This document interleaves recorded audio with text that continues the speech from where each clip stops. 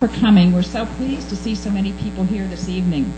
We have a couple of special guests from Senator Lincoln Chafee's office, Connie Keogh. Connie, would you stand up? Thank you. And from our... I'm trying to see these people often. And from our General Assembly, we have Walter Felag, who's up there, and John Laughlin. Where's John? And John. Welcome. First of all, we'd like to express our gratitude to Sakonnet Bay Manor for the use of this very nice facility, to VD Mercedes-Benz for our sponsorship and for underwriting the costs of this meeting, to Stephen Rice, who's over here, who is filling in for his son Stephen Rice, and will be taping the meeting tonight so it can be shown on cable. Thank you, Stephen. And John Snook, our speaker, who flew up this afternoon from Philadelphia. Many thanks to all of the members of the Tiverton Land Trust Board who are just wonderful in your amount of enthusiasm and hard work. It's a fabulous group of people to work with. And thank you to our advisors who stand by to give us help and support whenever we ask for it, and even when we don't. And all of the volunteers who have helped us with trails, with Pardon Gray Day, and with the Historic Garden and other things. And thank you very much.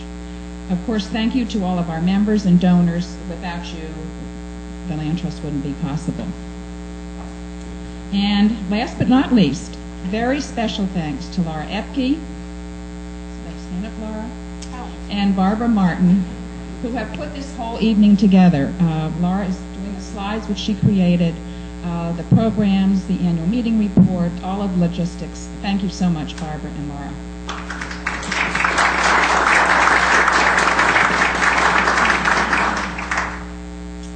Recently, we welcomed 2 new members to the board and a new member of the advisory committee.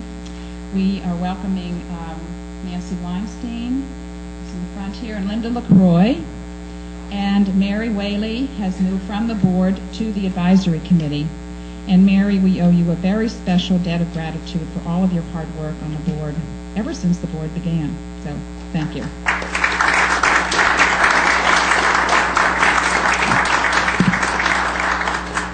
The Land Trust continues to work on several ongoing projects as well as some new initiatives. Ongoing is our project in the Oak Holly Forest, where we work with the Open Space Commission and the Nature Conservancy. It's a collaborative land protection effort to come up later to see these, but basically to acquire land and protect this wooded Oak Holly area north of Pardon Gray and south of Booger Marsh Road. A new initiative is the Non-Quit Pond Greenway. Last evening we met with neighbors and landowners in the Non-Quit Pond area here in this part of Tiverton with the thought of having this greenway extend from the Sepauwett Marsh to these protected areas and to 8-rod management area, mostly through the use of conservation easements. So we talked about that last night with those neighbors. Another new initiative, I think many of you are aware that the St. James Convent property has been vacated by the Sisters of the Holy Union, and it is for sale. It's raised a great deal of interest in town, so a task force has been composed, is starting to work. That group is composed of the Open Space Commission members, Conservation Commission members, residents of Nanaquaka, and members of the Tiverton Land Trust Board, to see if we can come up with a way to preserve that property and to find the necessary funding and partners to do so. So we continually talk with landowners and our partners at DEM and Open Space and the Conservancy to try to mesh the goals and needs of landowners with the goals of land protection. Tiverton, as you know, is a great place to live, but the pressures of development and the rising costs of land and housing are making our work ever more challenging. But we will continue with all of your help and support. As Mark Twain said, this is our motto for the evening. He said this about land: they're not making it anymore. One announcement. Please save Thursday, August 18th. It will be a special night of good food and wine, special views from the clubhouse at the Villages of Mount Hope Bay. This will be our first major fundraising event to benefit land acquisition. And so now I'd like to introduce Martin Van Hoff, our land management coordinator.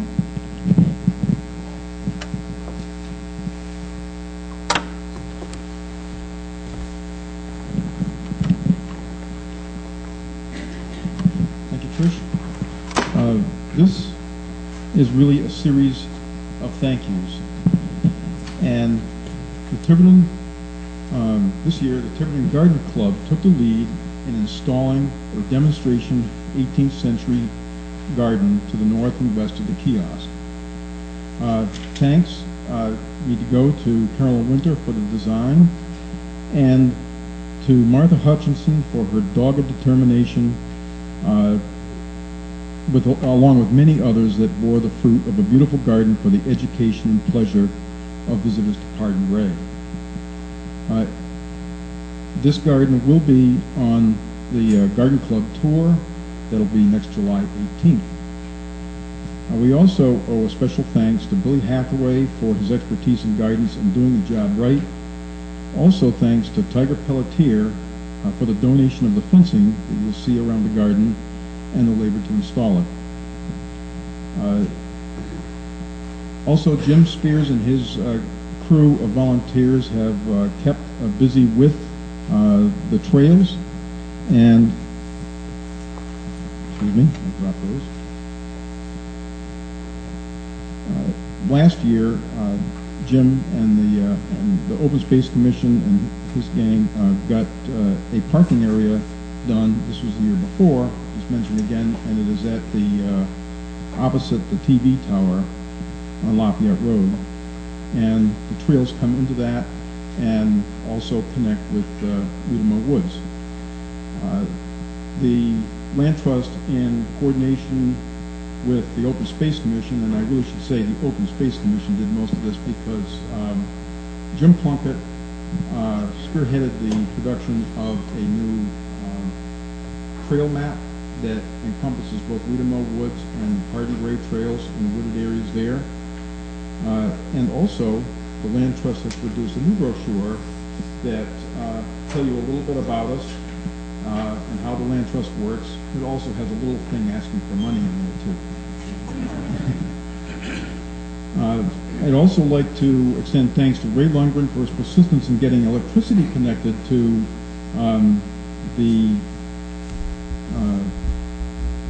into Pardon Ray so that we can energize the well. We now have a well that works, and the garden can thrive during the heat of the summer. Another thanks to Billy and his backhoe work for installing the electricity well pipe and the garden paths. Billy's also continued his efforts to root out invasive plants, as well as the endless task of removing boulders from the fields. And that's really it. I kind of got myself a little backwards, so that's kind of what's going on in the fields that you can see, and the forest that you don't quite see.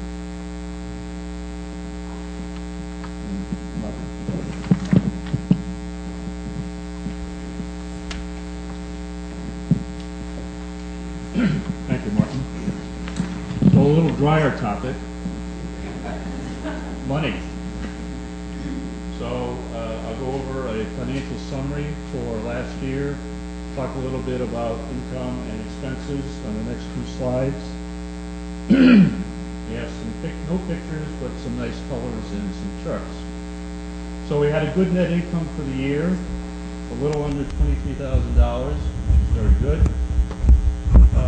Our board is all volunteers, so there's no salaries, no stipends, expenses like that, and the board really strives hard to make use of money and stretch it as much as we can. Anything we saved over the years, we set aside, hopefully for future use for land purchases. Of course, the amount of money we get year by year from this net that you see doesn't really support much in the sense of buying extra land. But over the years, which I think is about, what's our anniversary now? 5 years? 5 years, over that amount of time, we've managed to save about $90,000 from our net income over the years. So we save that away. Of course, we don't want to use it all. We need a rainy day fund for special items when they come up. But we have a pool of money there that we can use to help look for new land purchases when they come up.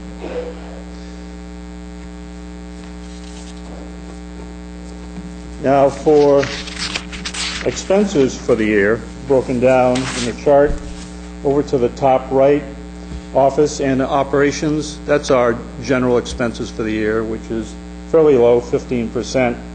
We spend a little bit on education and training, keep the board members smart, keep in tune with what's going on in the national area in terms of land trust issues and activities.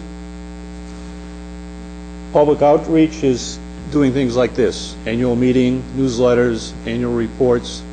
And if anybody has any specific suggestions in terms of what we could do better to keep the public informed, you informed, please let any of the board members know.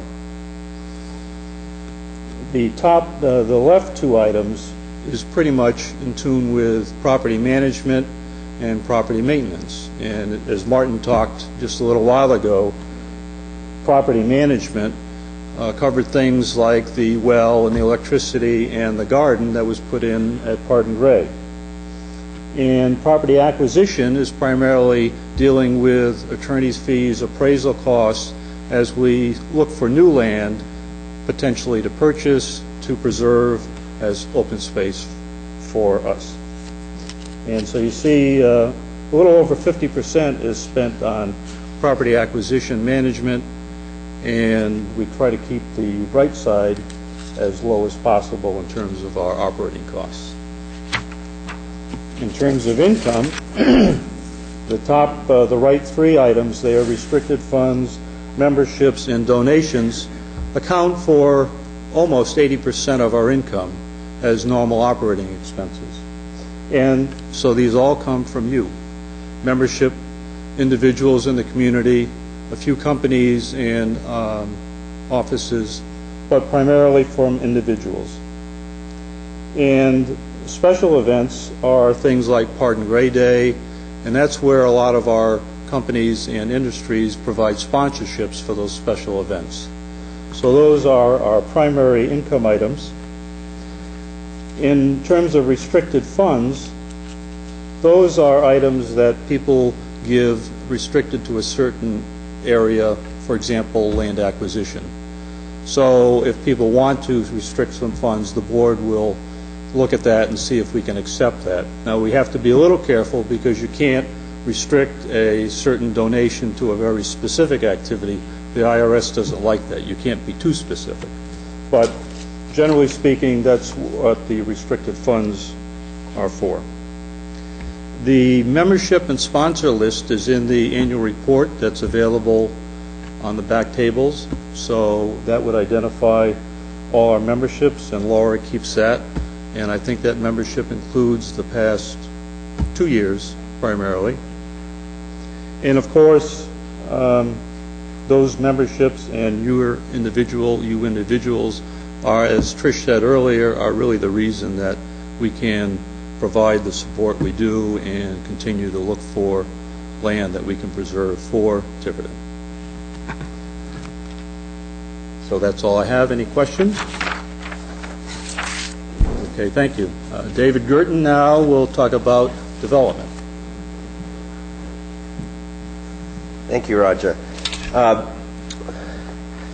a professional fundraiser, so my job in the business of philanthropy is to make people like Roger, who counts the money, happy, and people like Trish, the president of an organization, happy as well.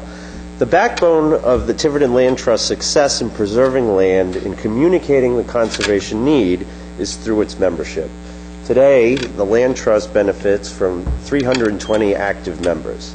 This slide depicts the fact that 80% of our members enlisted during the acquisition of Pardon Gray. Excuse me, I have a head cold. Thus, we recognize that land conservation projects motivate the largest number of people to join the land trust.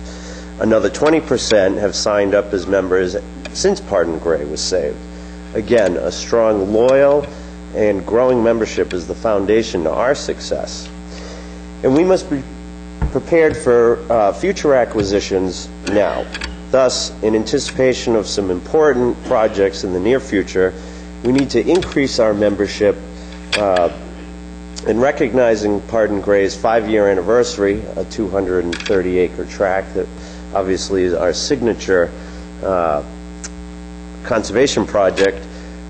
We've launched a 230 new and renewed membership campaign. Senators Chafee and Feelag have already come on board. Now, so that I don't have to take out a membership in the names of all my farm animals and pets, we'd like you to join. And if you think you're a member or an expired member, we've got the roster, but we really need you to stay involved, stay active with your membership, and we're here to help. Again, we have our forms, our envelopes, and not just asking you to join yourself, your neighbors, your friends, businesses you're acquainted with. It's a team effort, and we can stress how important a broad membership is to our mission and goals. So we thank you for being a member, and we thank you, if you're not a member, to consider joining today. So that's the pitch. So now, if you turn to the next slide, Laura, I'll tell you why we need members. This is the land cheese, as we've determined it to be, and I ask that any questions about these statistics be maybe deferred to the end so our speaker can have the most amount of time. But let's talk about what's not going to change. Coastal and inland wetlands, 28%. What will change, and everyone in this room can make it a positive change, are the following areas of following slices of the land cheese. 9% protected space. In your program, you'll see where we rank compared to other towns in Rhode Island, and I can tell you we rank towards the bottom. So that 9% needs to grow. 12% developed, off the table. 51% is up for grabs. 51% is at risk of development. 51% is what remains of our future in the makeup of this town. Why we're here, the mission of the Land Trust, is to reduce that 51% and increase the 9%.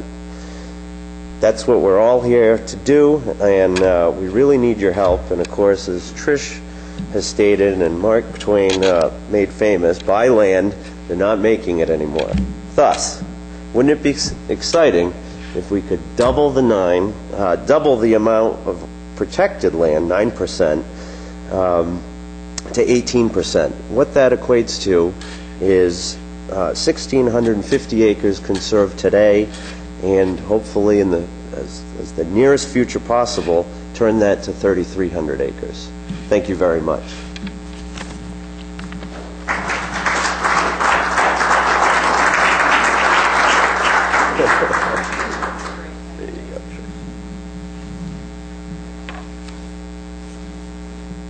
John Snook has traveled here from his work as senior advisor at the Environmental Management Center of the Brandywine Conservancy in eastern Pennsylvania. John has worked with local governments, landowners, and developers for over 25 years on comprehensive planning, creative ordinance writing, and innovative site planning and design efforts.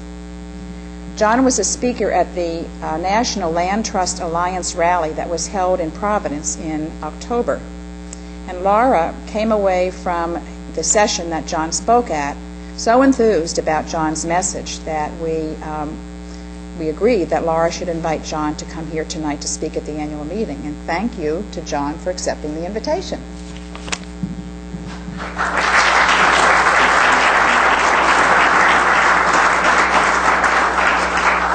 Thank you very much. And I have to guess on how far this goes or doesn't go.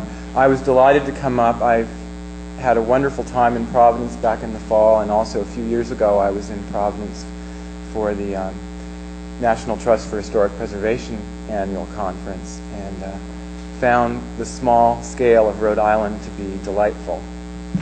And I was pleased to be able to come up and accept your invitation. Thank you also, all of you, for the warm welcome.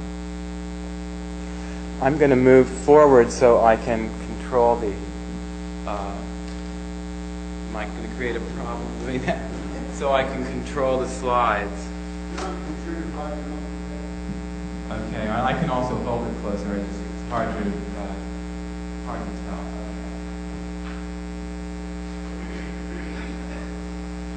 My topic, conservation design, integrating conservation with development, is in recognition of the fact that that slice of the land cheese that is 9% in land increase, to come out of that other 51%, is not going to all happen through pure conservation. Some development will happen too, and so, and we've certainly found this in our area to be the case. And so, in addition to promoting full-scale conservation of significant properties, the bent that I'm involved with at the Brandywine Conservancy is making the development integrate open space, which also makes the development nicer and takes some pressure for people to constantly move farther and farther out and leave development behind, keeping it a positive place to live. Unlike Tiverton Land Trust, which of course is a local land trust, the Brandywine Conservancy is a regional land trust. Not a big region though, but we have a broad-based membership, mostly local, but we also have membership nationally. So we have about 3,000 members. So it's obviously a different scale. We also have staff, and you have a wonderful all-volunteer board, and that is really great. But my message is not to tell you that you need to have staff to do some of the things we've done or to learn from the kinds of lessons that we've learned and to make beneficial use of those ideas. You can get the right people involved. You already have a lot of them sitting right here in this room tonight. Our work mainly is to promote the concept of melding the community resource protection into community development process rather than looking at development and conservation as totally antithetical, which tends to just lead to fights and someone always loses a fight. We look for win-win scenarios, and we spend a lot of time assisting the local governments in our area. Our local government setup is not terribly dissimilar to yours. We have mostly townships and boroughs. The townships are not too far off in scale from your towns. We have 73 municipalities, though, in the one county that we principally operate in. I'd like to start by very quickly going through just the pictures from a children's book that my children have outgrown. But I thought when I first saw this that it was a great allegory for the land conservation movement. The book is called The Happy Home. But the happy home rests on its knoll, and it's happy. But over time, things change. The happy home setting is no longer so happy. Eventually, it looks like North Tiverton. Fortunately, it doesn't look like Fall River came over the border. However, or Chicago. But we also, in Tiverton or anywhere, can't put our little happy home on a flatbed and move it easily out to a new happy pasture. We need to get involved in the planning process, in the land conversion process, to keep the setting the way we'd like to see it, and to meld the new development into that setting rather than allow it to simply occupy the land and make us feel like we need to move on. Now, we were starting to see in this area growth pressure from far away, just as we have seen it from not so far away already for several decades. And a critical element of the sprawl, as we call it somewhat derisively in southeastern Pennsylvania, is that the amount of land consumed relative to the population growth is very high. The new development is consuming more and more land with bigger and bigger houses, and it's not an efficient land use pattern, but it's chewing up a lot of open space without necessarily actually providing a lot of housing, for example. You see, since 1930 in the Philadelphia metropolitan area, the population went up 56%, but the amount of land developed went up 262%. Now, fortunately, the picture is not that bleak here in Tiverton, but you're at a great moment to start to shape the future before more of that 51% that's left is gone. Change is inevitable, and change is not necessarily bad. We believe very firmly that community resources can be conserved as community development continues to be accommodated. In large part, it's saving the right resources and focusing development in the right places. Traditionally, land trusts have done, as you have done with your wonderful parting grave preserve, which I saw today, gone out and worked with willing sellers, willing landowners, or willing donors to conserve land on a voluntary basis. And that is a wonderful approach. And we have done that as well. And that, in fact, at Brandywine Conservancy has been our principal approach. We own about 3,000 acres in preserves, and we have about 35,000 acres under conservation easement. I'd say 98% of it was donated. We've used some state grant money, some private foundation grant money to purchase easements, and in very limited instances to purchase land in fee. We try not to get land under our own belts to manage too much. But as you can see, even though we've made a significant dent in our local area, this being our primary area, headwaters of two branches of the Brandywine and several other streams that are also the drinking water source for Wilmington, Delaware. All that light green is land under conservation easement to us. The blue land is publicly owned. The yellow land is lands owned or eased by other land trusts. And the orange is sort of special nonprofit institutions like Longwood Gardens and Winter Tour. You see that it's significant, but it's a spotty mosaic. It's still spotty. We can't do it all working voluntarily. Nor to infer that it all should be perpetually preserved in a pristine state. But what we can do by mixing our involvement with the land development process and even the land regulation process is get involved potentially with every piece of ground. The first key to start to talk to people, to get people to involve the land trust in their decision-making process, to look to you as a community resource for advice, is, as you have done in your special events help focus attention on, is to build community consensus on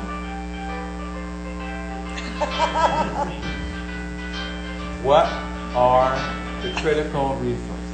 In other words, you know when you perceive a threat, oh my God, it's a such and such property. I saw the old former convent today, for example.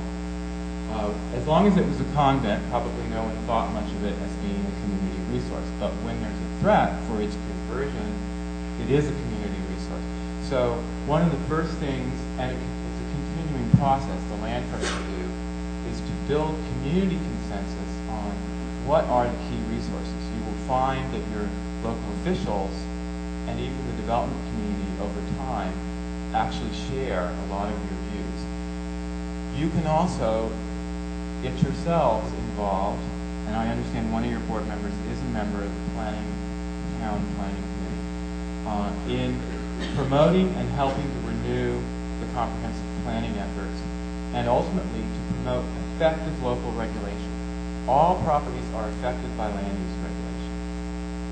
In my tour today, we saw where land regulation maybe was not as effective as it might be, where shopping centers not ever intended are about to crop up because of potential loopholes in regulation. And so working on promoting regulation that focuses on resources is another aspect of land trust activity that can make a very big difference, and certainly has in our area. In our area, we're constantly having to remind people too that the resources, and I managed to pull in a few images from Tiverton, are not just the big open space. They're also the little details that set the tone, that say, this is that special character that makes Tiverton special. Obviously, in much of Tiverton, the views to the water are special. And the water will always be there and always be open, but the views won't necessarily. So part of your knowledge of your resources is to think about, where are the views really critical? Where would it really be horrible if a building mass sprung up, versus where could we put buildings and still guide the view toward the river or the bay or the ponds? It's also, we tell the story in our area, we remind people that all these community resources represent somebody's land. They're somebody's private value. So when we talk about resources, we also remember that the land which we value from a community perspective is somebody's financial resource. And for most people, their land is their most significant financial resource. But we don't believe that the dichotomy represented by those two pictures has to be the answer to the bottom line of the green impact. That development whole scale is not the only way to preserve the financial asset. We can do both. Okay, now I'm going to try to go fairly quickly because I don't want to, because these examples are obviously specific to the area where I live. But I bet that there are a number of similar stories and issues that you could either have seen or could certainly imagine here in Tiverton. The first time that the Brandywine Conservancy actually got down, dug down, and not only worked with the developer, but actually did the development plan and then marketed it to a developer, was with the Kennett Township Woodward Farm, where the Woodwards were owners who were Conservancy members, long time. They had incredible wildlife photography collection. They were elderly though, and they were what we call the classic land-rich cash poor. The land was their retirement policy. And they came to us and they said, the developers are knocking on our doors. We need the money, but we don't want to see the property trashed. First, they started sending the developers in to have us review the plans. Well, we never saw a plan that we thought did any justice to the property that way. Finally, we said, let us draw you a plan. And here with a non-staff land trust, perhaps this is, let our land committee member, who happens to be a landscape architect or whatever, draw a plan. As to how this might be developed in a way that is sensitive to the resource value. This property had a pick-your-own operation in the orchards that the whole community from around several miles would come to every year, and even the township board of supervisors said to us, we'll put $50,000 in if that helps. We want to see that preserved. And this was about 18 years ago. So 50,000 was more than it is now. Well, what we did to get them the same value that the developers were offering them with no restrictions, so they could develop the whole property, we worked a plan up where 70% of the property was kept in permanent open space under conservation easement, including a significant woodlot that you see there behind the houses with very tall and old trees. In fact, there's been no cut in the woods for 75 years. And a large orchard. and a series of ponds were all kept in permanent open space. The same number of houses that the zoning would have allowed over the whole property was put on the other 30% of the ground in the cluster, with two types. Some attached, which you see there at the bottom, the right, and singles at the bottom. I apologize, the images are getting old and not that great. We drew the plan, we did not draw the architecture. But you see these are post-development shots. The entirety of the woods is preserved, the entirety of the orchard is preserved. And the township is very pleased with the result. The irony, after we marketed this plan, the developer who outbid several other developers to get it, paid the family $500,000 more than they had been offered with no strings attached a few months earlier. So clearly development does not have to be sprawl. We don't have to have our sprawl machines plowing through the woods along the ridgeline. But the key also is flexibility. Typically our local regulations, our ordinances, actually prescribe sprawl. You know, in portions of the town where you have, say, 1 acre zoning or 2 acre zoning, it's in a way a prescription ultimately for sprawl once someone plays that picture out. One town in our area that we work with, which had a very conservative board of supervisors, sort of the good old boy network, actually adopted a new zoning tool, which they called the open space design option, that not only offered flexibility of house types and lot sizes, but flexible provisions for open space, management of open space, bonus density linked to achievement of community planning objectives as opposed to just because I bought the land now I get a bonus. Incentives for historic preservation, design standards requiring buffering of existing neighborhoods. But they didn't adopt it just because we thought it was nice. They adopted it after we, on behalf of the town, conducted a survey of the residents, and we had a 25% mail-in response rate of all households, which is pretty good. And you see that the resource protection issues came away on the top of the list, and that's what it took to convince that board to deal with these issues. I've since been working with them now for 10 years, slowly renewing every aspect of their zoning and subdivision codes to focus on resource protection. But just providing for flexibility doesn't mean they'll take you up on it.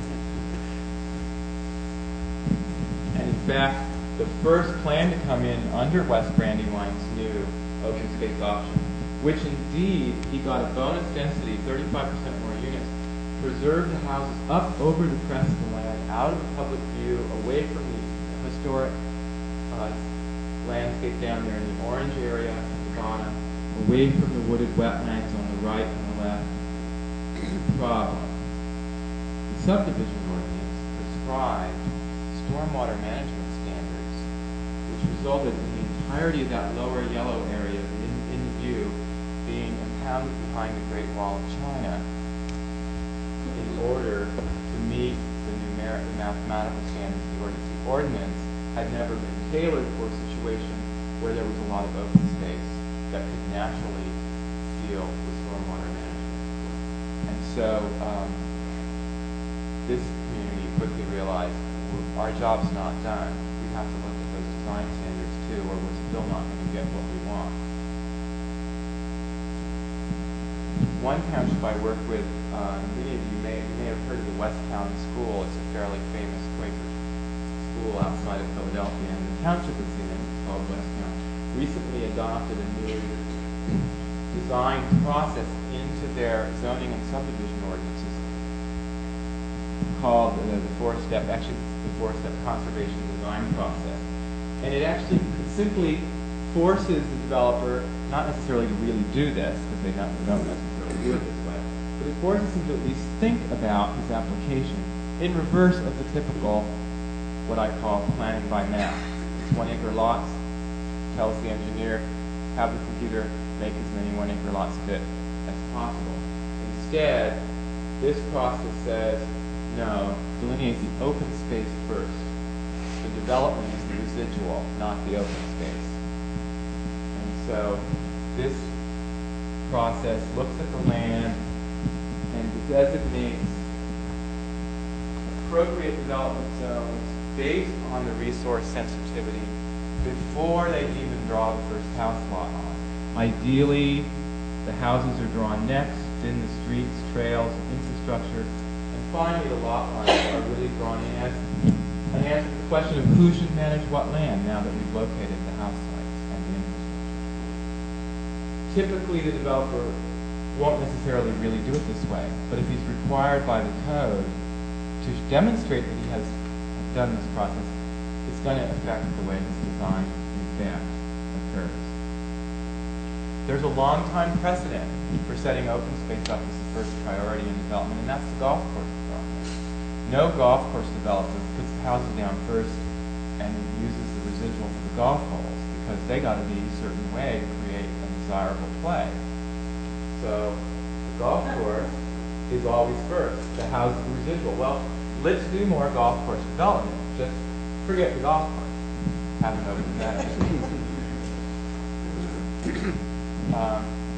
Sometimes when you talk about accommodating development, but in a resource-sensitive way, you're going to be driven to trade-offs.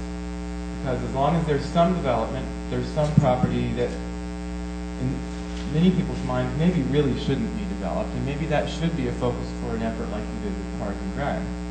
But you won't always be able to do so. And when you can't, you'll have to make trade-offs. But the trade-off doesn't have to be just develop the whole property. We can't deal with this guy. This particular landowner, and that image is unfortunately much darker on this screen than it is on mine, but he agreed to development the maximum number of houses he was permitted, but basically on half-size lots clustered in an immature woodland and leaving the old farmstead all open, all the pastures open, the barns still usable. And this is that post-development woodland. You can't really see it very well in this image, but with the white, you can see the roofs. And it's interesting, though, that you don't see just a swath of cut down trees. And that's the kind of thing someone on your board or one of your members could do. I sat down with the applicant's engineer and the town engineer and got them basically to butt heads, because the one was telling the other to do something that he wanted a cul-de-sac that was going to cause a 400-foot swath of woods to be cut down in order to maintain the appropriate grade. I said, let's don't do that. I said, why don't you thread a road through the woods, a one-way loop, and then we'll give you the right-of-way after the fact from an as-built plan, and you'll put it through minimizing the tree removal. And he said, oh, I guess we can improve that. And they did, and the cul-de-sac, quote-unquote cul-de-sac, is right here. And you don't, all you see is trees. It's still developed, but it was a trade-off. The pastures are all open. Instead, they are the scenic views in this case. This is showing up a little better. This is a development I call unself-conscious open space design. The man who did this did it long before the codes permitted it. He got probably several dozen variances, and even went to court to get some of them. And developed the same number of houses that could have been developed with a cookie cutter of 2-acre lots over the whole tract on much less of the tract, leaving broad swaths of meadow and woodland in open space. You also notice narrow roads don't meet local standards. Shallow setbacks don't meet local standards. All those variances, however, resulted in a very nice sense of place for the people buying in and very broad open space. Now, the open space here is also the sewer system. The sewer system here, there is no public sewer, but these houses are conveyed to community beds in the meadow, which is where the best soil was. So the result is the same as each house having their own system, but you don't see it that way. You don't see the even spacing of the houses occupying the entirety of the landscape. This type of thing can be done somewhat at the modest end of the scale too. Smaller properties, doesn't have to be big fancy houses. Obviously, that's more a function of what the local market will bear at any point in time. This development in Buckingham Township in Bucks County, Pennsylvania, actually now has become a very upscale area, but was not when this development was done. These are modest-sized houses on quarter-acre lots. Putting them on quarter-acre lots, 16 houses on 16 acres. So this entire property is only 16 acres, which is not really that big. But you can see the view from the front road at the front is just a lane going in through open space. And the houses are back behind the trees, all 16 on 2 little loops. And the farmer next door, who's preserved his land with the state ag preservation program, purchased conservation easement, has a big buffer of a wide hayfield, so the kids in their yard aren't throwing this stuff across into his field. And the sewer systems, again, in this case, are in the hayfield, under the hayfield, I guess one should say. So part of it is thinking a little out of the box and convincing local officials that the regulatory process needs to be sufficiently flexible to allow you to think out of the box. This is the other end of the spectrum, very upscale development. I hate to say that this is the township I live in, but it is, although I bring the income average down.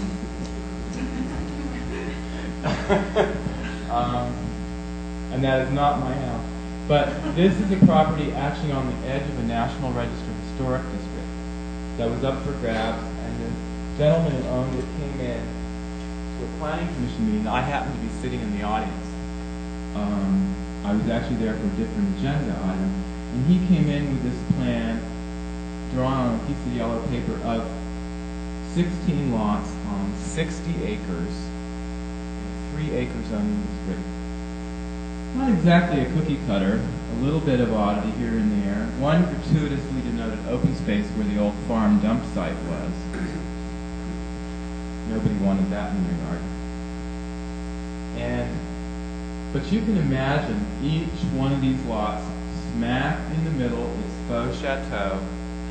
It's Chemlon, 3 acres of Chemlon around it. And you can imagine this landscape right next to an 18th century farmstead. You can imagine it being completely occupied by large lot suburbia. Well, the guy was up there at the front at the meeting, and the planning commission was saying, can't you cluster? We want you to cluster. We want more open space. And he says, I don't want to cluster. I don't want little lots and large open space. I'm going to build my own $1 million house there, and I want the other houses to be $1 million houses. Well, he left, but quirk, the next week, I was standing waiting at the luggage carousel at Philadelphia International, and here's this guy standing next to me. I said, aren't you the gentleman that was at the planning meeting in East Bradford Township last week? He said, yes. I said, you know, when the planning commission said to you, we want a cluster, I don't think they really meant little lots of big open space. They just meant look more flexibly at your land. I think you could group the houses in the right spots, still with larger lots, and get wonderful views for every house, instead of just the math of the lot determining where the house is. Well, the next day, his attorney called me up and said, I want you to come see the property. And we went out, and we hand-selected the same number, 16 house sites. Each one hand-selected with a great view, but keeping where the original tree lines were that framed what I call landscape rooms, keeping those all intact, which gave houses each a sense of separation and privacy without occupying the entirety, putting a big meadow next to the 18th century farmstead so that we meld into historical landscape rather than occupy it entirely. Well, he bought it. The township liked it. The plan was approved in record speed. You can approach the entrance now where a sign greets you. They call it Sussex, or I have no idea why, but it says home site starting at $1.2 million. So it obviously didn't lower the value any. Again, the modest end of the spectrum. This is in Delaware County, Pennsylvania, Bethel Township, which is on the Delaware state line. These are quarter-acre lots in a half-acre lot zoning district. The developer came in and said, I'll give you open space if you give me the flexibility of smaller lots. So they got 50% open space, he got quarter-acre lots.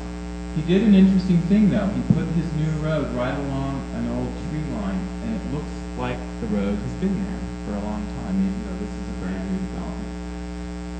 Another thing he did that was very important, he put a trail system in the open space, but he put it in first. Never try to put a trail in after the people have moved in and put it behind their houses.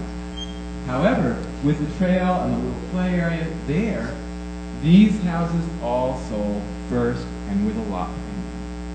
You try to tell that to the person whose house you want to put a trail behind where there isn't one already, and they just won't believe you on that. So this approach, which we call conservation design, is development design, but with conservation as the first objective, has a variety of benefits that belie the wholesale destruction that we think of so often when we think of development consuming the landscape. And it needs to rely on a lot of different thinking, really, outside the realm of the way we've always done it. It's an approach which strives, first of all, to fit development into the existing community, to use the development planning and approval process to actually enhance resource protection, get guaranteed protection of the open spaces as a byproduct of the development. And also, by using zoning incentives, get the developer to implement specific planning objectives. We'll just run quickly through some examples of things that have been done with this approach. One township we work in has rapidly, in the last 3 years, become almost completely developed. Fortunately, just before it started, we worked with the township to develop a new ordinance, which we called the open space. In their case, they called it the flexible open space development option. Why they had to go for such a long name, I don't know. All this portion of the township is either has been or is currently undergoing developments. Several major developers, Toll Brothers, Pulte, Orleans, Copenhagen, I don't know if they're all up in this area or not, but a huge new shopping center. But the one thread in common, on average, in all this area that's recently undergone development, there's 60% permanent open space. The open spaces, which is in this lighter green, are all interconnected. We now have developers building over 10 miles of walking and bicycle trails. Because of that, we could show that happening at the local level. We leveraged county and state grant money to build a pedestrian and bicycle overpass over the Pennsylvania Turnpike, which cuts through this community. We also got a developer to move an historic covered bridge that was sitting in a field over to a point on our bikeway system. We got another developer to restore the riparian headwater marshes of this is a headwater stream called Pickering Creek. But it all happened at a price, and the price was that in those yellow areas, development was accommodated. But this community felt development was coming no matter what. So let's accommodate it, but let's accommodate it in a way that meets our objectives. And the local township governing body really took the lead on this. And it's been a very, really a fun, sometimes frustrating, but a fun project. At one spot in that township, at the core, is an historic crossroads hamlet called Eagle. And unfortunately, with all that new development and all those houses and shopping centers, well, the pressure was on for Eagle. Acme Supermarkets had bought 5 historic houses and the land behind them to put in, you can imagine, the big strip mall. The big parking lot with like a platter with the store like a cake in the back.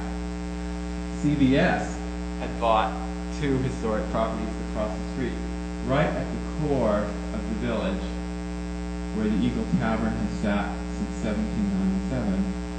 And you can imagine the entirety of this place looking completely different. Well, we didn't get rid of the development. We didn't make them go away. But we said, if you do it our way, we'll let you violate the rules. The town had adopted a 100-foot setback from this road, this major road, which of course none of the historic buildings met. We said, you keep the historical buildings, build into that pattern, and we'll let you build up close too. And that way we'll block the view of your ugly strip center behind. That was kind of the simplistic way of thinking of it. The long story short, we lost a couple of the buildings. We saw two others move, and this was on moving day. We got the Acme in front of their parking lot. They have a bank pad, typical pad site, next to the restored historical building. But they agreed to put the drive-through in the back, pull the bank up to the streetscape with a sidewalk and a porch. We even got Blockbuster Video to do the same thing. And then we got CVS over here to match the front line of the two historical houses on either side, limit the parking in front, which was the biggest thing, the biggest difficulty we had convincing them to do. We also got CVS to build a new alley behind these adjoining historical properties so we could cut off all the conflicting turning movements and give extra parking to these properties, which they're paying for.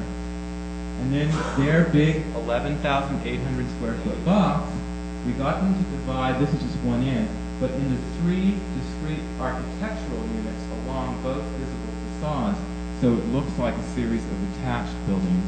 And it does look, it's now built, it looks a little bit hokey. They mimic the Victorian architecture of the building here on the corner. But it certainly looks a lot better than a typical CVS. and the streetscape, the sense of streetscape remains, even though the development's all there.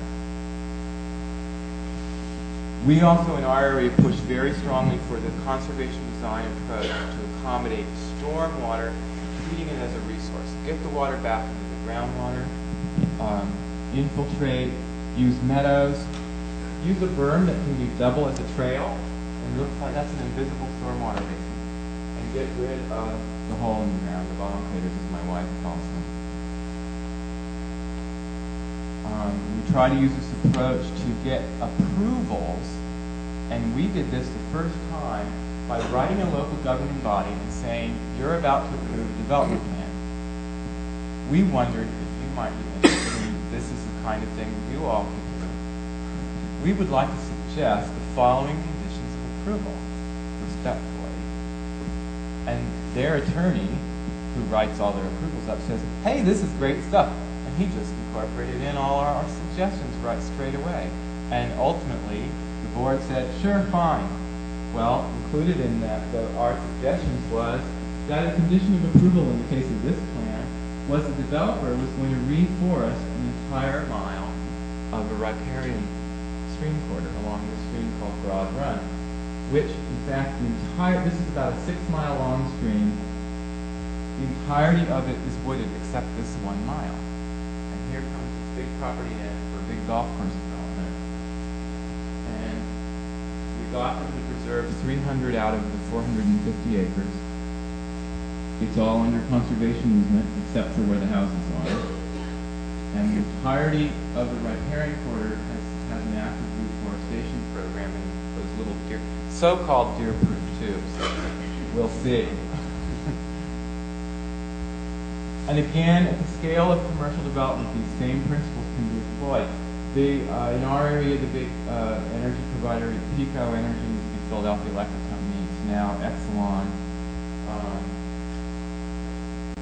We pushed for an office campus with 60% coverage permitted under the zoning. We said, but you are at a headwater stream. We want you to reforest the headwater stream that had been previously degraded. And they agreed, as part of their development approval, to an active reforestation plan along the headwaters of the Red Clay Creek. Interestingly, this actually was cited a few years ago in Planning Magazine. To my surprise, because they never even told me it was going to be in there. I just opened it up and there it was. The conservation design approach can also be used to, in a sense, transfer development out of scenic views, focus development in more intensity, but in a neo-traditional pattern, building, in a sense, onto village patterns, village fabric, and instead preserving larger landscapes. This is another development in that township I showed you earlier, Upper Euclid. The entirety of this farm, which is right at the center of the township, and in fact will soon host a new township building. The farm was donated by the developer to the township, and he transferred the development value of that property to another property where the increased density allowed him to literally do a neo-traditional pattern of small house lots and alleys and a walking distance environment. Now, obviously, that did require, in that case, the construction of a large community sewer system. But by concentrating the development, it cut the infrastructure cost per unit down and enabled him to do it. And he could afford then to give the other property away in its entirety to the public. This was done in another town in our area where this field, and this isn't a very good picture, but it's a big open view on the edge of a National Register Historic District, a little village. And this is what was slated for that view, cul-de-sac city. And instead, the developer eventually agreed to transfer the development values to another property, which is right across from the public school and was along existing sewer lines and water lines, and only a half mile from the nearest train station. So, move the development out of the rural part of the town and into the area where development really should be. It went in on lots, big houses, on small lots, half the size of the lots typically in the neighborhood. All the neighbors thought that was horrible at first until they saw the houses going up and realized they cost a lot more than theirs. So they stopped worrying at that point. The conservation design approach can also enhance historic preservation opportunities.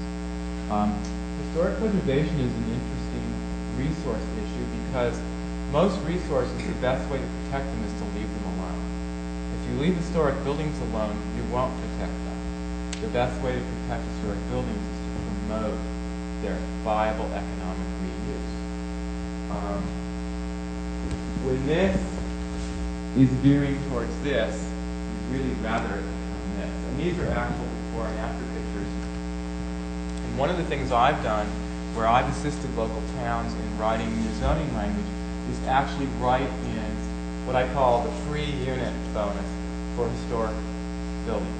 If it's an historic building, that's a free unit. If you're allowed 30 units on the property and there's an historic building, okay, now it's 31. Or if there's a barn and you want to convert it into luxury apartments, those are free units.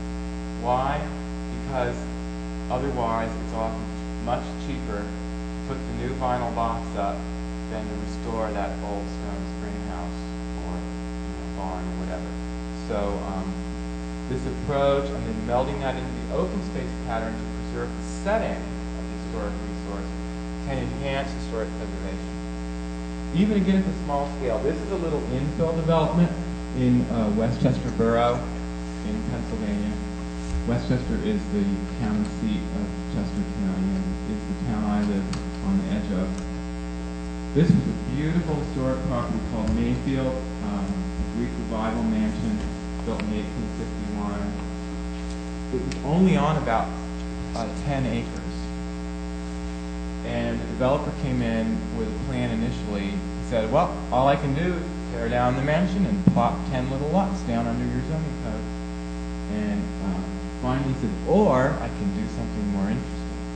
And what he did is he did these are actually attached, like sort of so-called townhouses, but they're attached at the garages so the mass of the houses are separate. And each one reflects in a very modernistic rendition the sort of color and scale of the principal mansion facade. And by doing that, they left a big oval in front of the mansion and a big green behind the mansion and integrated it right into the fabric of the around. And I really, the neighbors around thought it was horrible because they didn't want to see anything. But in the end, I think everyone agreed that it's a really nice job and frankly raised property values in that neighborhood. We're working with the townships in Lancaster County, Pennsylvania, to take an existing one-street village along the Marietta Pike, which is one of the old roads leading to the Susquehanna River. And we're working with them with both transferable development rights and a specific village extension master plan to try to promote extension of the village that actually increases the circulation around the one street, increases pedestrian circulation and greenways, and creates like a village green, increases the livability of the village, and moves development value from the surrounding farmland into it as a trade-off.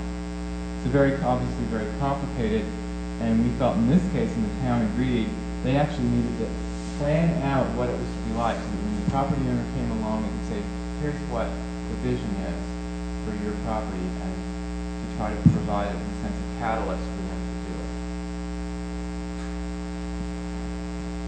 Most recently, we've been involved in situations, and this can be troubling at times, where the standard old land trust tool of the conservation easement actually got mixed into the development project, where the developer becomes the donor. And there are a lot of complications, but in this particular property it worked really well. This was the highest density zoning district in Thornbury Township in Delaware County, Pennsylvania. But it was a significant historical setting. It was one of the largest remaining open properties in Delaware County, which, as you know, the geography of southeastern Pennsylvania, Delaware County is immediately abuts Philadelphia and Philadelphia Airport.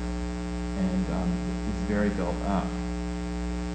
Well, we still got the developer in the highest density zoning district to cluster on 50% of the ground, save all the wet woodlands, save the entirety of the scenic view, save the old farmland and the house and the setting of the house. This is the farm lane after the development started. This is the open field along the public road. And this development actually won several awards in the building industry, and the developer donated to the Brandywine Conservancy an easement on the open space. Now, we made him also, I should say made, we requested that he make a substantial endowment of, I think, about $70,000 for our management fund. Because you do have a lot of management issues when you have a lot of little butters. So, but everyone believes it was a win-win situation. Change is inevitable. Well, this is a different John Smith. Someone sent me this on a postcard from Birmingham, Michigan. But this particular John Smith farm had a drastic change. Unfortunately, that's not the change we have to see everywhere. But that isn't it. We can guide the change. It doesn't have to be the inevitable Kmart or whatever. The key to the conservation design process, in summary, is adoption at the local level, which involves people like you, in a sense, pushing of flexible regulatory provisions. It means they're going to have to think out of the box sometimes in terms of sewer, water, stormwater, road access. Careful plan review. Again, in the public process, there's no reason like people like you can't offer to, may I help you review that? Let me offer a comment on that significant wetland tributary. Deliberate crafting of conditions of approval. That time we sent the letter offering suggested conditions of approval, we now do that routinely. We actually have townships ask us to do that because they've seen the success of it. And that's a really incredible role that the land conservation community can offer. Conditions of approval geared toward resource conservation. And then ultimately, education to your landowners before they simply go to the realtor or die, and it becomes foregone conclusion. Educate them that they don't have to always do the whole scale thing. They don't just have to turn the property over in order to protect its values. There are ways to do it. And I'm going to close with a little example of a lady, a property owned by a 92-year-old lady along Horseshoe Trail, which connects Valley Forge to the Appalachian Trail. Beautiful, beautiful farmstead. She's 92. Her heirs live in West Palm Beach and San Francisco. Don't care that much about Chester County anymore. Historical buildings. The local zoning calls for that. Cookie cutter to it. I think this case it's 60,000 square foot lots.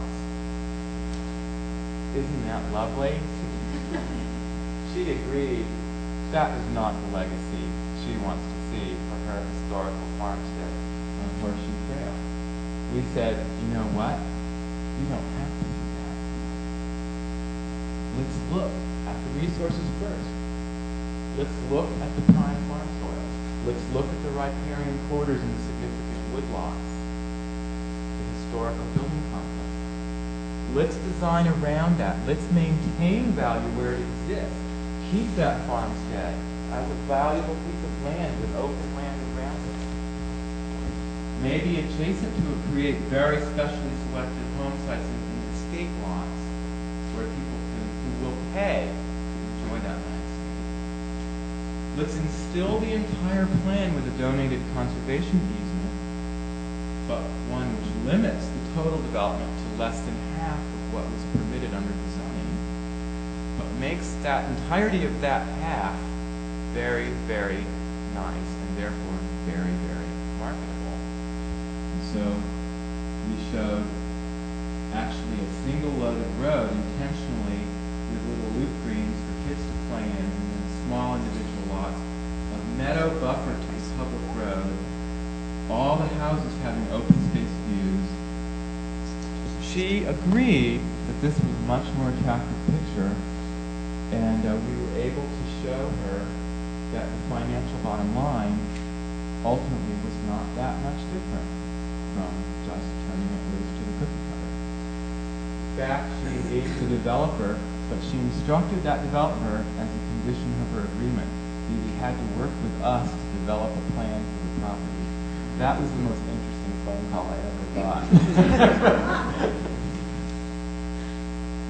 So, ultimately, now I realize this area isn't as touristy as mine, but the old saying still holds true.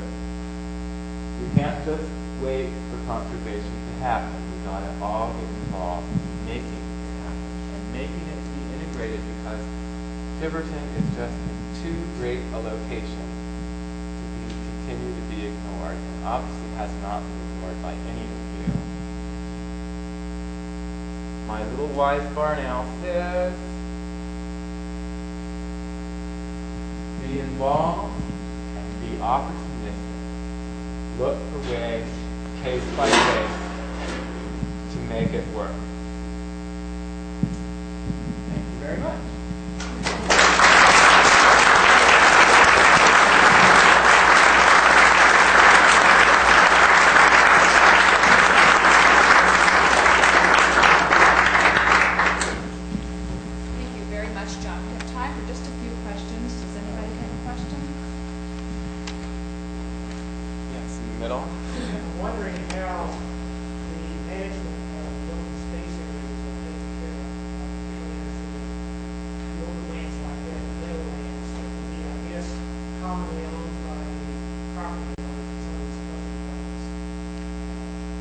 Usually, that's actually a good question, because it's an important point of flexibility. A lot of local zoning regulations from 20 years ago even provide for clustering, for example, and they actually always usually require the quote-unquote common open space. We actually urge that the management options be varied, and the decision be a function of how that open space gets laid out and what makes sense. In some cases, we've worked situations where the open space is actually retained as a farmable unit, and actually retained in ownership by a farmer or an adjacent farmer. In other cases, we've had situations where it'll be owned by a homeowners association or a community association, and then leased to a farmer, even if it's just mowed for hay.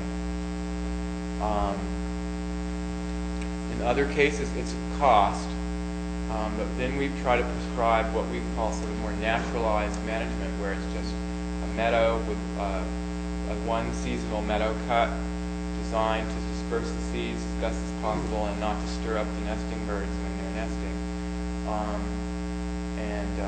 That's a very low cost maintenance. And then the height of the meadow vegetation also discourages, in a sense, inappropriate access, if you will. So, and then just mow trails where you want application of portions of the open space even for active parkland, sometimes passive parkland. I'm working right now with some landowners. The local town is actually paying for the cost of my time to work with 3 couples who are getting elderly and want to get rid of their property. They have an incredible 173-acre historical farmstead. They've been offered $5 million by Toll Brothers already. They said to me, "We'll be frank. You figure out any way you can to get us our $5 million and make it look better, and we'll be happy." Well, I now have a plan, however, to bring to them, which I haven't done yet. I brought it to the township first, because the township has been collecting fee in lieu of park dedication money from builders for a number of years. And they're collecting that money, and they have said the town will pay up to $1 million for a conservation easement. So I now have a plan to take to the owners where instead of Toll Brothers' 50 houses, we have 18 houses carefully located to maximize the resale value of the lot to get the $4 million now that we now need, and the $1 million from the town, and that's going to be their $5 million. Now, there's no agreements yet in stone, but that's one where your open space question is we're in the midst of the throes. It includes 1 mile of the Brandywine in this property, so we're actually talking to the county in this case about a dedicated public greenway of the land all along where there's already a public bike trail. So adjacent to the bike trail now, actually public land. And then we're talking in the other areas where the private lots are of either leaving the open space in a farmable commodity for sale to a farmer, or lotting it amongst the most appropriate large lot house sites to people, say, who will use it for an equestrian property. So it depends on what your opportunities are, and we don't know yet who's going to come forward and how that's going to play out. Yes, in the back.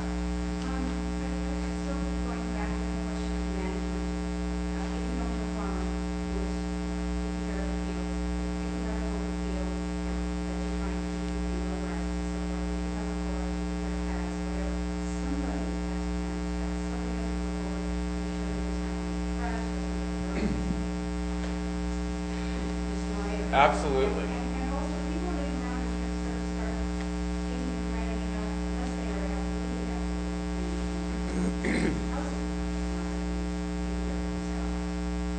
I feel that might be. Well, it's definitely a question you have to answer or ask early and answer as you work out the details of the plan. What we try to do in most of the places where we work is try to get the public entity to agree to the maintenance of trails if they make sense as a part of the public system. The one township where I showed you where now we have the developers building a collective 10 miles of trails, the town is going to assume the maintenance. So getting them built for free to them.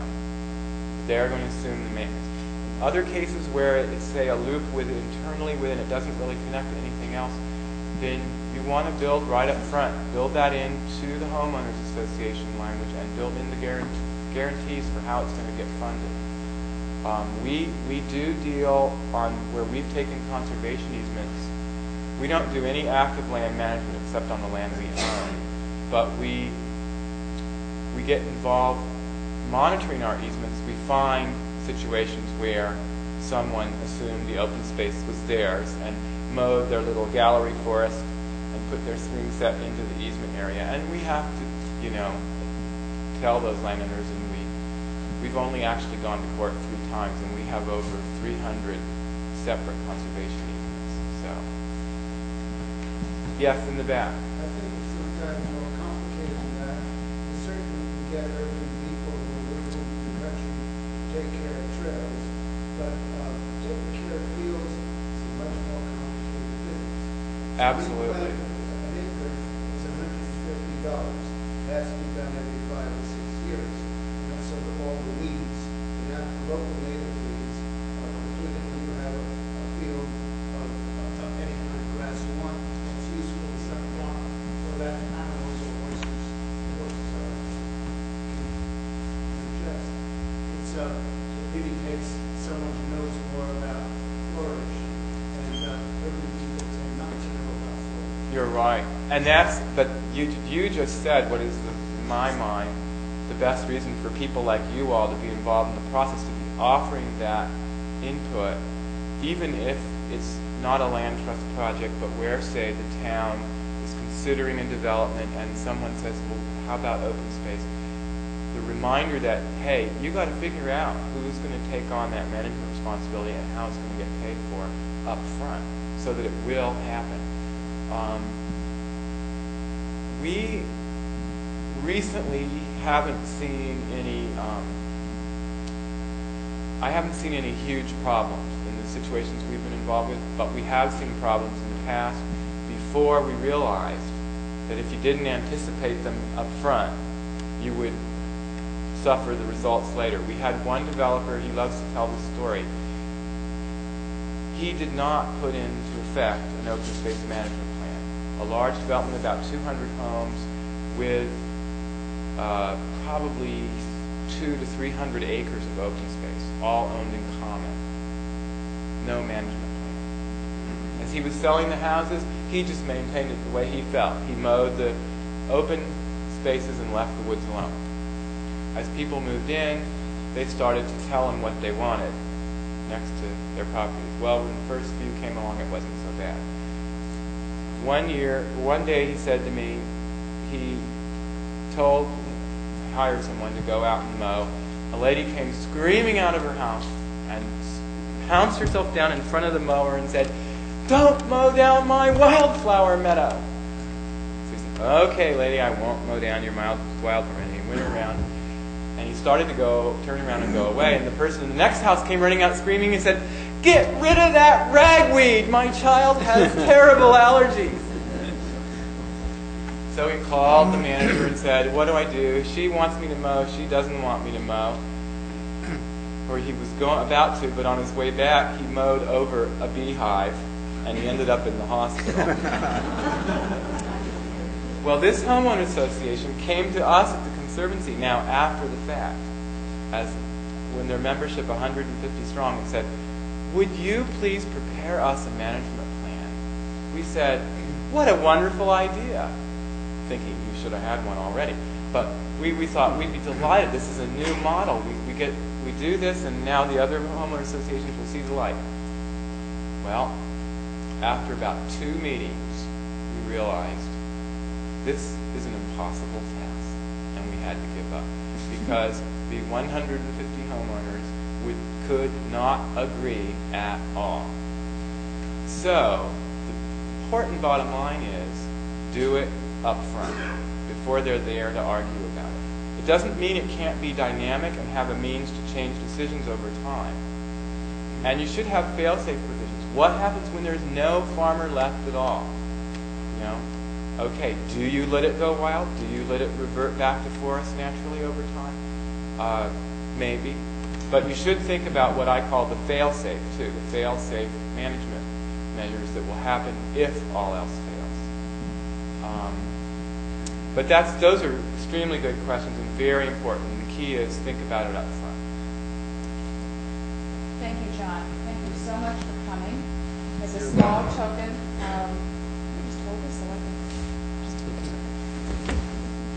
as a small token of our esteem, T-shirt, and we will make a donation to the Conservancy in your honor. Well, thank you very much. Thank you very much. My question to John This is, is a nice heavy shirt. I will happily wear that. I'm wondering if he could take a sabbatical from his work in Pennsylvania and come here and work with us.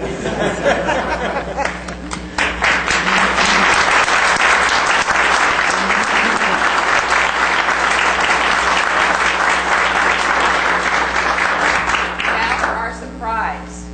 5 years ago this month, Pardon Great Preserve was acquired by the Tiverton Land Trust. So we want to especially honor tonight the 5 founders of the Land Trust who negotiated the purchase of the property and gathered together the funds to make that possible. So would you all please come forward? Steve Barker, come on up. Alan Smith, Joe Bossum, who just had cataract surgery today. Joe, where are you? And Martin Van Hoff and Mary Whaley.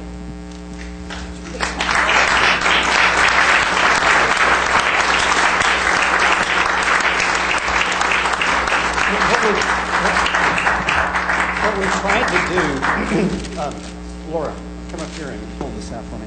What we've tried to do is come up with something where it would be a very permanent memento. Being the Historic Cemetery Committee, my natural reaction was a headstone. However, we've done a little bit better than that. And what we've got, this is working out somewhat well. Here we go. This is a tracing. You can see the line, the blue line. What this is a tracing of carving that's going to go into a stone. And we have a photo up here of the actual stone. It's right now sitting over at Albanese Monuments in Northwestport.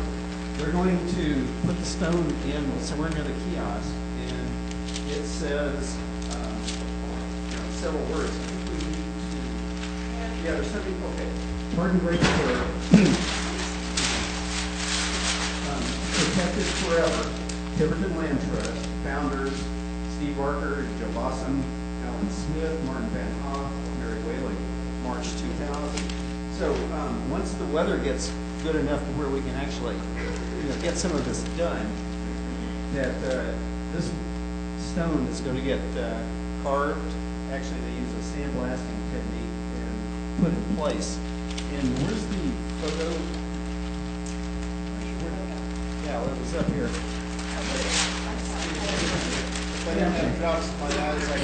Yeah. Okay, so this is a photo of the actual stone itself. And if you go over to Albanese, there's 2 stones sitting on this big raised area, and it's the second one away from the building. The envelope is over here on the thing to give you a sense of scale. The stone sits up so high, so wide. It's would be very difficult for someone to pick up and steal. And once we get into a little bit better weather, we'll plant it, grind it, and the lettering will all be black paint, so it'll be as permanent as can possibly be.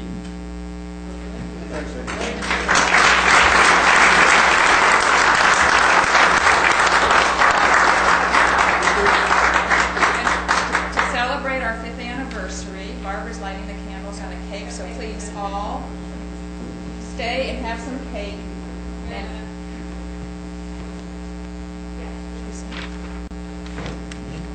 so thank you all for coming this evening, and John will be here if you still have some questions for him. I'm sorry we had to cut that short, but we do have to be out of here by 9 o'clock. So thank you for coming, and